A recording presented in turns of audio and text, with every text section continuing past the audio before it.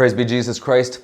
I don't generally pay much attention to dreams. I know the Lord can speak to us through dreams, but generally I just ignore the dreams I have. I'm not the type of guy to share with people dreams I've had, especially on YouTube. But today I'm going to share with you a dream I had last night that startled me. It woke me up. I was walking kind of down a trail and I walked into an open field.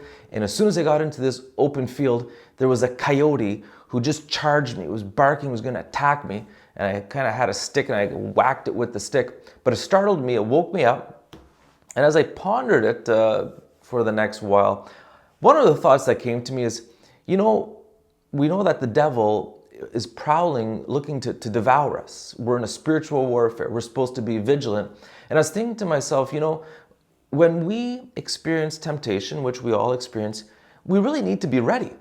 And so what I want to do today is I want to share with you 3 scriptures that it would be good to have on hand if we're suddenly attacked or when we're suddenly attacked by the devil. And I kind of look at it as having like 3 quivers or 3 arrows in your quiver so that when you're attacked, you can right away, they're ready to go. Okay, so the first one is, check this out. And these 3 scriptures, they also teach how to fight temptation. The first one is Isaiah 30. It says, by waiting and by calm, you shall be saved. In quiet and in trust shall be your strength. Now, the reason I start with this scripture is when we're tempted, the first thing we need to do is calm down. Don't freak out. Don't react. Just calm down. And there's a number of scriptures that speak of this. So that's the first thing. The second scripture is a beautiful scripture from 1 Corinthians chapter 10. Paul says, God is faithful. It's a beautiful way to start a scripture, which, by the way, we know that when Jesus was tempted in the desert, the first thing he did is he responded with scripture. It is written. So it's nice. 1 Corinthians chapter 10, God is faithful, and he will not let you be tempted beyond your strength.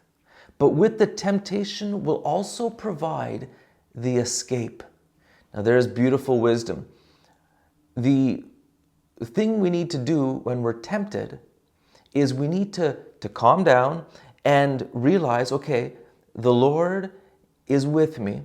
He's faithful, and he's providing an escape. And St. Vincent de Paul says, when we're sent a temptation, when we experience a temptation, we always have to know that God is sending an inspiration to counter the temptation, an inspiration for what to do or what to think or how to respond. That's the way of escape that Paul talks about in 1 Corinthians 10. And then finally, the third scripture, another beautiful scripture, starts in a beautiful way.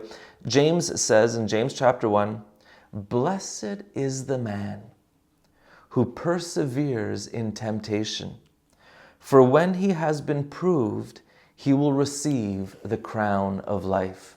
And this puts temptation into perspective. We know that the Lord permits temptation to test us, to prove us, to purify us.